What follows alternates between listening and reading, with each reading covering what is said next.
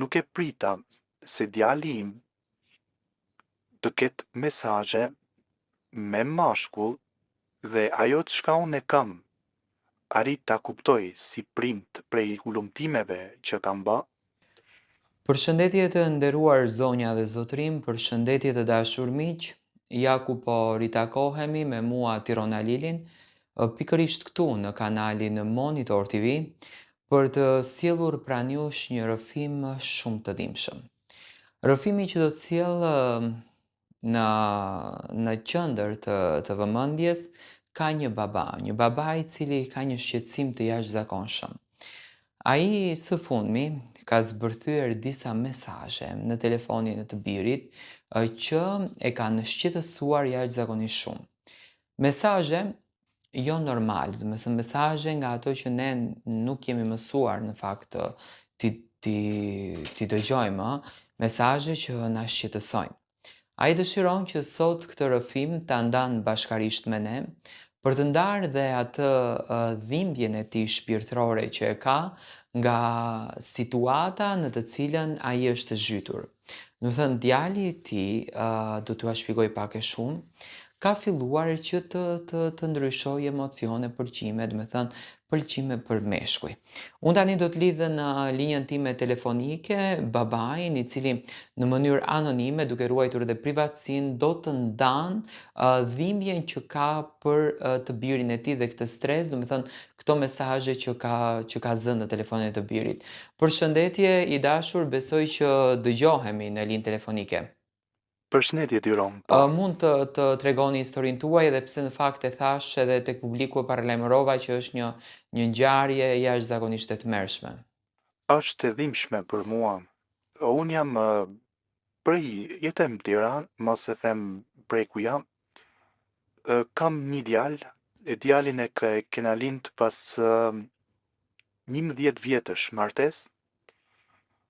Me thënë drejtën, kam punu shumë për këtë djalë, kam jetu 3-4 vjetë në Greqi, kam jetu 2-3 vjetë në Itali, vetëm e vetëm, ti siguroj djalit pasuni të mirë e gjërat mira. I kam ble krejta sendet, telefonat prej matë fundit, iPhone 17, çfarë janë këto 2000 euro.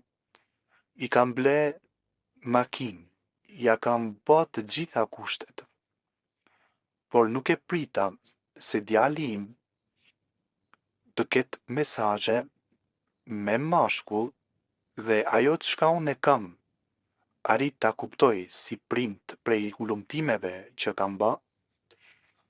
Djali im flet me burr të martum, të ndan bisedën me burr të martum. Tmerrshme. Burri i martum ka familjen, ka gruan, ka fëmijë, ndan bisedën me djalin tim. Nuk e besoja në fillim, kam shku natën, ja kam kontrollu telefonin sepse diçka brënda meje më thonte merja telefonin edhe kontrolloja. Ishte e tmerrshme. Thash hajt mos ka zënë nej dashnore, se është t'i rritur, nuk është i vogël, është 19 vjet. Hajt thash mos ka zënë nej dashnore, e ndoshta i kisha fol pak për me patëm kujdes për qikën, po jo Po më falë me shku që me ju bura. ndaloj.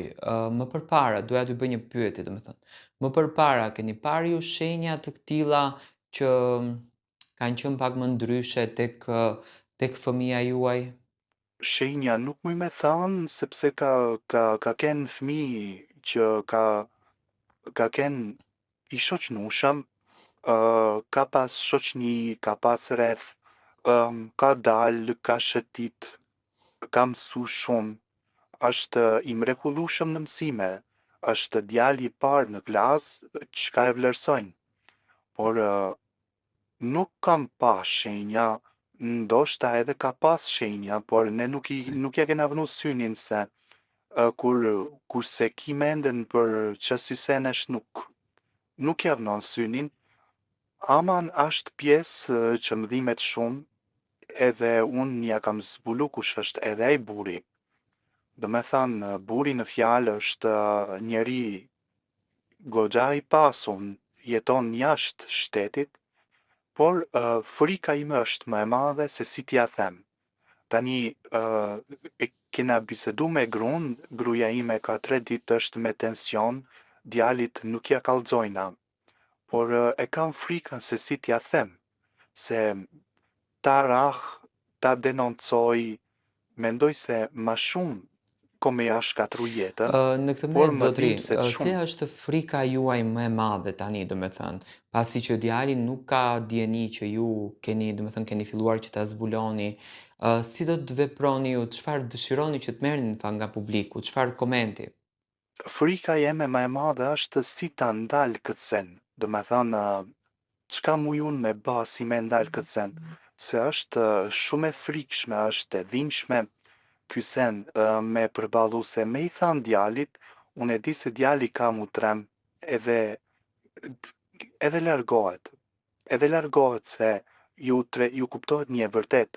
Unë nuk du ta shkatroj jetën as ta ati burit në fjalë, sepse ishte njeri i martum tani nuk mujsh me paragjyku. Ndoshta i këto sende janë me të lindun.